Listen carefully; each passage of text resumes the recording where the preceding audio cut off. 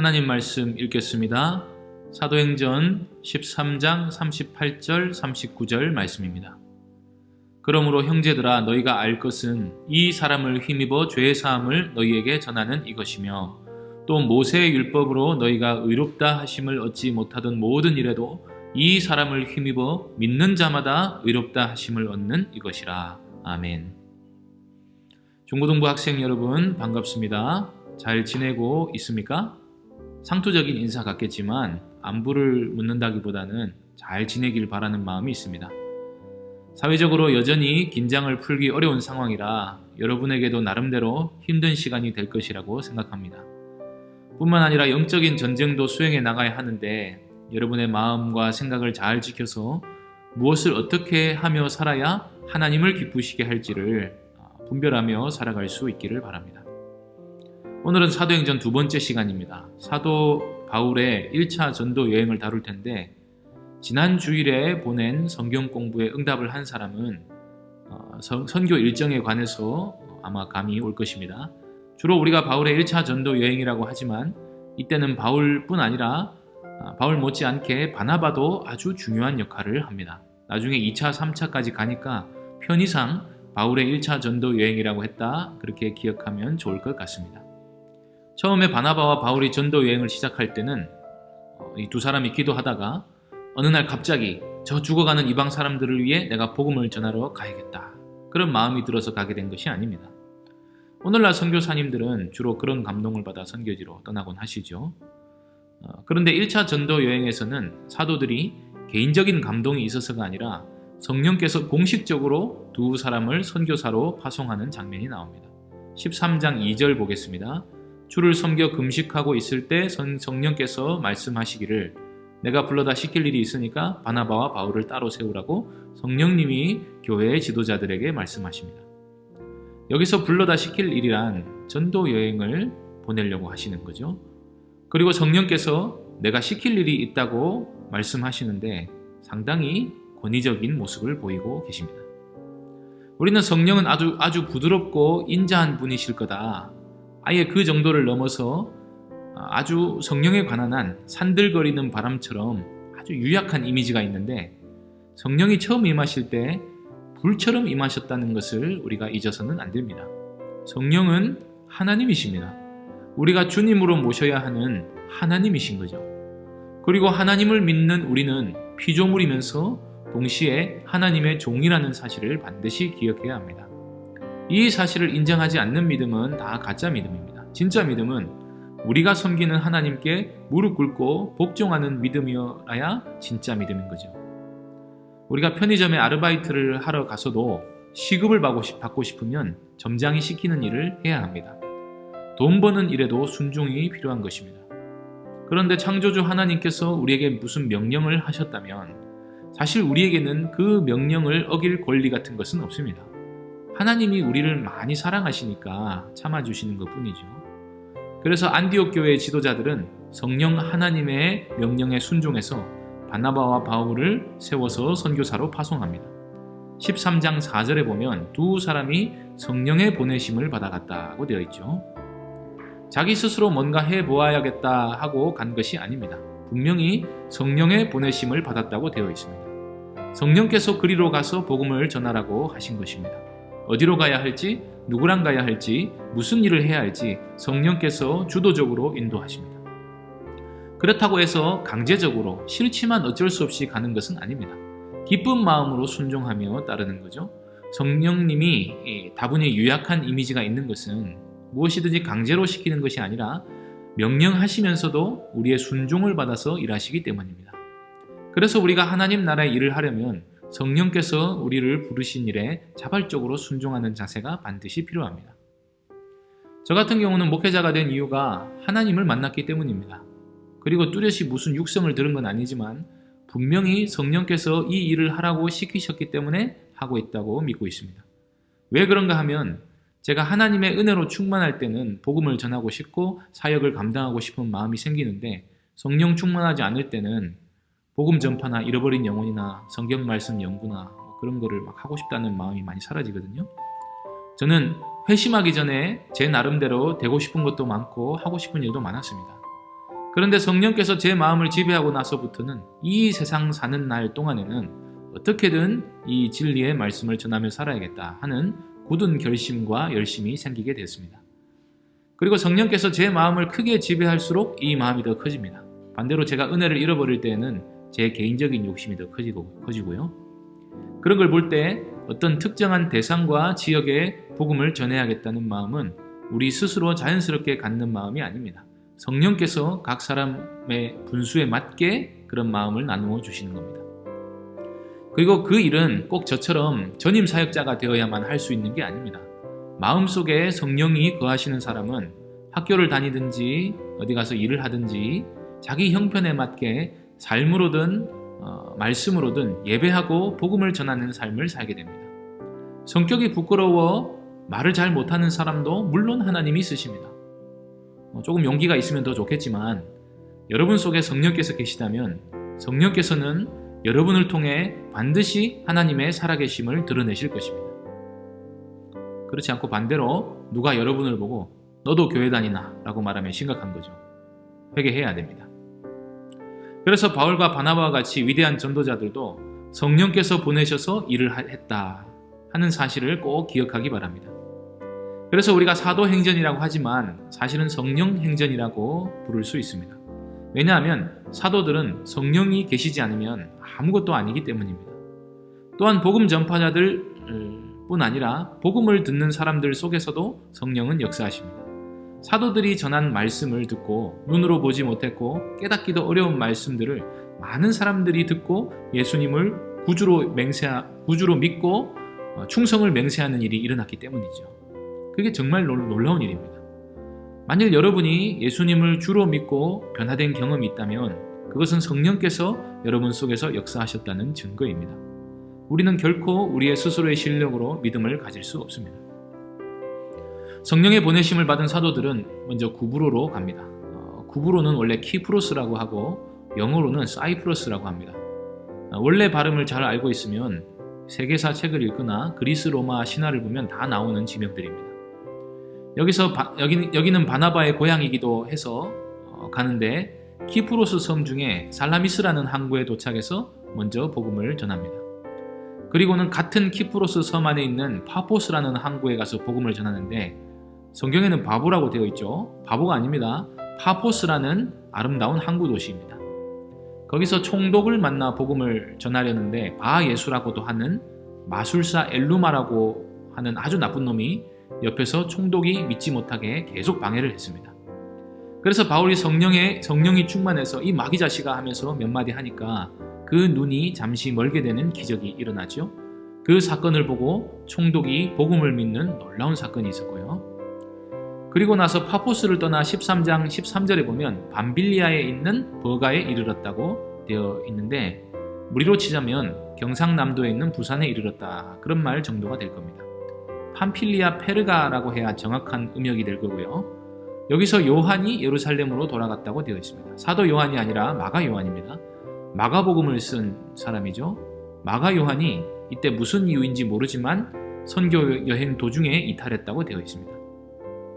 그리고 페르가에서 좀 더 들어가서 비시디아 지역에 있는 안디옥에 갔다고 하는데 여기는 13장 1절에 나온 안디옥하고 다른 도시입니다. 안티오쿠스라고 해서 그쪽 지역에는 이름이 같은 도시가 몇 군데 있었습니다. 거기서 평상시 전도 방식대로 안식일에 유대인 회당에 들어가서 복음을 전하게 됐습니다.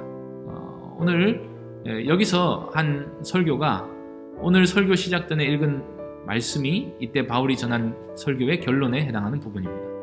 아주 중요한 말씀이라 다 살펴보면 좋겠지만 시간 관계상 그 중에서 제일 중요한 말씀을 함께 보고자 합니다.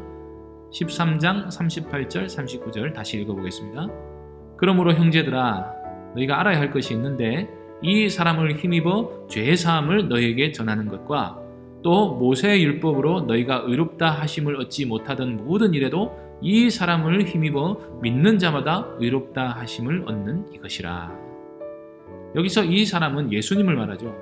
메시아가 성경에 예언된 대로 오셨고 세례 요한도 그것을 증언했는데 그분이 바로 예수님이시고 죄인이 아니셨지만 유대인들로부터 정죄를 당해서 죽었다가 사흘 만에 부활하셨다. 이분이 바로 하나님의 아들이시고 그리스도시다. 우리가 이분을 힘입어서 어떻게 된다고 합니까? 한마디로 하면 이분을 믿으면 죄사함을 받고 의롭다함을 얻게 된다는 말씀입니다. 이게 복음이죠. 비시디아 안디옥 회당에서 한 바울의 설교는 잘 보면 사도 바울이 복음을 어떻게 전했는지를 잘 알 수 있게 해줍니다. 초대교회 그리스도인들이 믿었고 목숨을 아끼지 않으면서 붙들었던 복음이 바로 이것입니다. 성경대로 오셔서 죽었다가 살아나신 예수님을 그리스도로 믿으면 우리가 죄사함을 받고 의롭다함을 얻게 된다는 말입니다. 물론 성경 전체를 보면 복음의 내용이 훨씬 깊고 풍부해지지만 가장 기본적인 내용은 여기 다 담겨 있습니다. 이 내용을 믿음으로 구원을 받는 거죠. 오늘날에는 이 복음이 여기저기서 상당히 왜곡되어 있는 것을 봅니다. 만일 예수님 외에도 다른 구원이 있다고 말하면 이단이 되는 거고요. 죄사함이나 의롭다함을 전하지 않고 예수 믿으면 세상적인 복을 받게 된다는 것도 복음이 아닙니다. 성경은 우리에게 그런 내용을 전하라고 한 적이 없습니다. 복음 안에서 우리가 받게 될 것의 핵심은 죄사함과 의롭다함을 받는다 하는 데 있습니다. 그리고 그것보다 중요한 건 없습니다. 복음을 정말로 믿고 받아들여 회심하게 되면 하나님이 예수 그리스도를 통해 우리의 모든 죄를 용서해 주셨고 우리는 예수님의 의를 받아서 의롭다 하심을 얻게 된다는 사실을 깨닫게 되는 겁니다. 그리고 그 사실을 세상 그 무엇보다 소중히 여기게 됩니다. 만일 그렇지 않고 막연히 예수님 믿고 예배 잘 드리면 예수님이 나한테 잘해 주시겠지 라고 생각하는 것은 믿음이 아니라 우상 숭배에 가깝습니다. 물론 불상에다가 안 빌고 눈에 보이지 않는 예수님을 믿겠다 생각하는 것도 대단한 거지만 죄사함과 의롭다 하심을 얻는다는 사실을 정말로 믿고 받아들이고 거기에 감격하고 우리의 죄를 대신하신 예수님을 위해 헌신하는 믿음을 갖기 전까지는 그 무엇도 진정한 믿음이라고 말할 수 없습니다. 이것이 사도들이 전한 복음의 내용이었으니까요. 이 복음을 전하자 비시디아 안디옥에서 난리가 났습니다. 거의 온 시민이 바울의 설교를 들으러 모일 정도로 복음의 위력이 대단했습니다. 그래서 비시디아 안디옥이 마침내 거룩한 도시가 되었다. 그런 결론이 났으면 얼마나 좋겠습니까?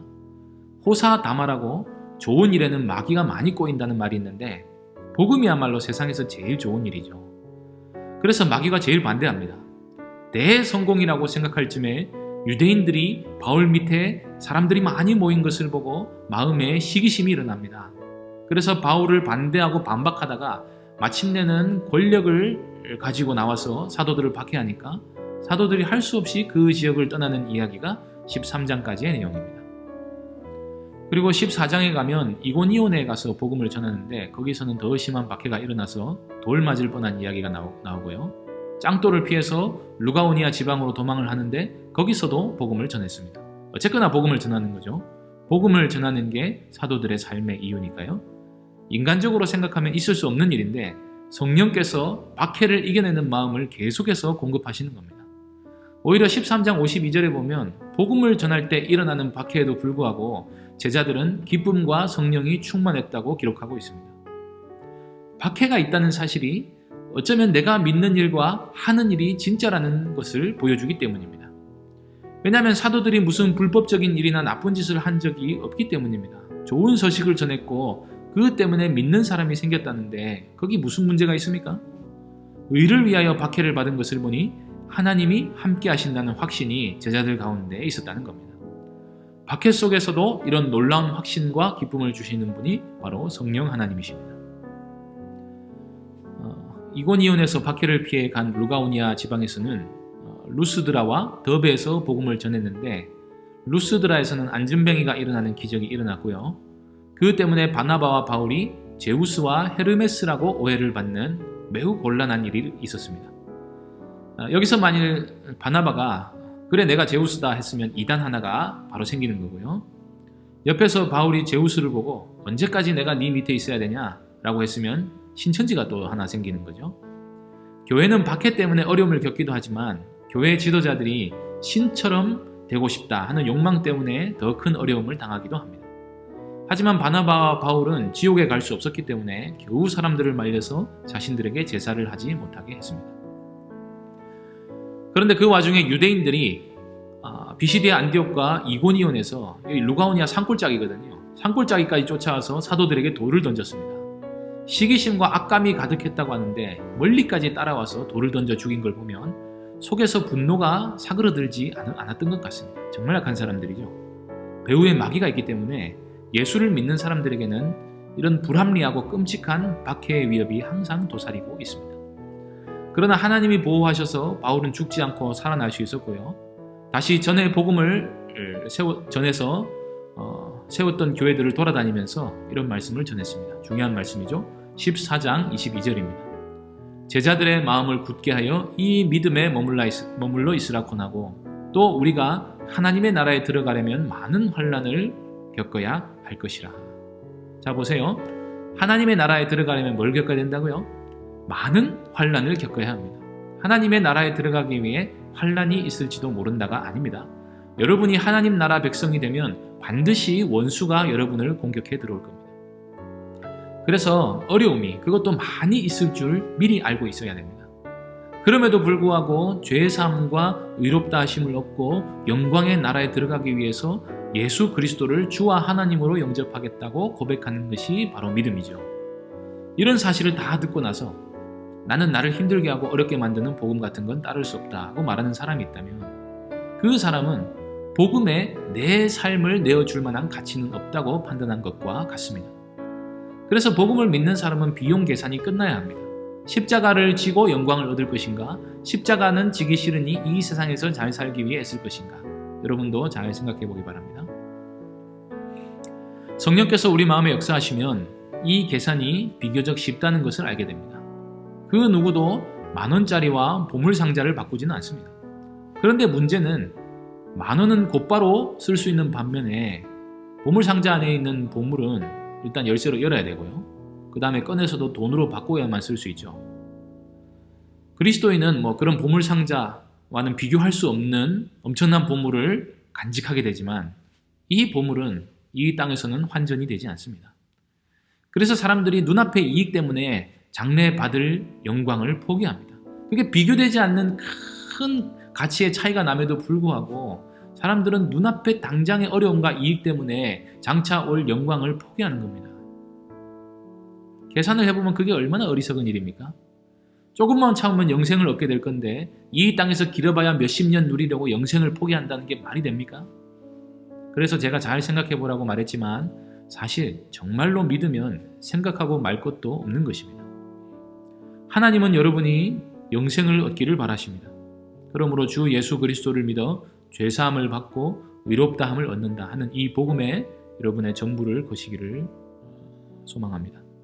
하나님의 성령께서 여러분에게 믿음을 주시고 거룩하고 복된 삶을 살아나게 해주시기를 간절히 소망합니다. 기도하겠습니다. 하나님 아버지, 오늘도 저에게 은혜를 베풀어 주셔서 말씀을 듣게 해주시니 감사합니다. 우리 자녀들에게 복음을 이해하고 깨닫는 믿는 마음을 주옵소서. 이 복음을 더욱 깊이 알게 해주시고 이 복음에 헌신하고 이 복음을 전하는 자들이 되게 하여 주옵소서. 성령께서 임하시면 우리가 이 모든 일들을 행할 수 있는 줄로 믿습니다.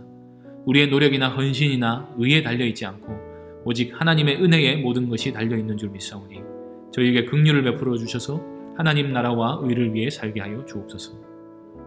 한 주간도 지켜 보호해 주시고 하나님이 우리에게 맡기신 일상의 일들을 성실히 감당할 수 있게 하여 주옵소서. 주 예수 그리스도의 이름으로 기도하옵나이다. 아멘.